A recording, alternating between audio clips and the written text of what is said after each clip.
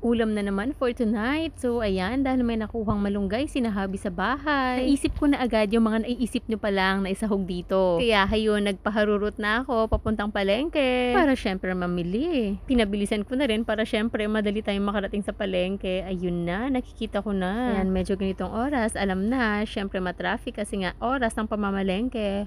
Ayun, naghanap ako. Tapos, konti lang yung nakita kong native na nakadisplay. Kaya ito na lang. Sinunggaban ko na. Isa na lang yung buo, guys. Kaya walang patumpik-tumpik. Pinakilo ko na. Medyo hindi siya katabaan. So, sigurado hindi lalagpas ng 1 kilo to. May kalahati pang natira pero pass muna dahil out of budget na. Ayan, hindi nga siya umabot ng 1 kilo. So, chokes na. Naghanap na naman ako ng papaya. Na ilalagay, syempre.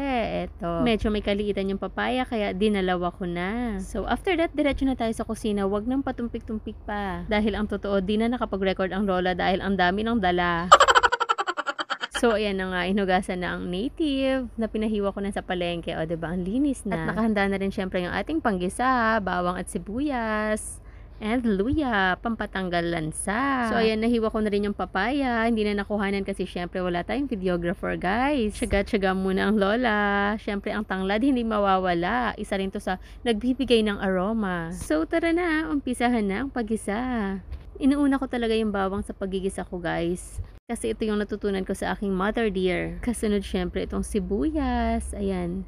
Hintayin lang natin na mag-brown-brown ng kaunti bago isunod yung luya. Dinagdagan ko yung hiniwa kong sibuyas kanina, guys, kasi alam niyo na, mas masarap talaga pag maraming spices yung ating niluluto. Ayan na, nilagay ko ng luya. Then, hayaan na muna siyang igisa ng mga 1 minuto para lumabas na yung kanyang katas. Kasi yan yung magbibigay ng lasa sa ating manok later. Siyempre, para matanggal na rin yung unnecessary amoy ng manok. Then, ayan, na golden brown na siya. Ilalagay ko na yung native na manok. Ayan, iba talaga pag native, guys. Ano, iba ang sarap. Ayan, sobrang dami ng isang buong manok. Maliit lang yung pinaglutuan kong kaserola, guys. Kasi nasa bahay yung mga malalaking kaldero namin. So, bahala na, pagkakasyahin. Yan, pagkalagay ko, syempre, hahalu-haluin natin yan para yung mga spices is manuot sa kahit saang sulok ng manok. Igisa muna natin siya na matagal. Wag muna natin lagyan ng tubig, guys, para mas dumikit yung mga seasoning na ilalagay natin. Ayan, asin, paminta, at syempre yung magic sarap, or pwede naman vetchin, or kung ano lang yung available na ginagamit nyo, guys. Walang problema yon. After that, syempre hahalu-haluin na naman natin para yung mga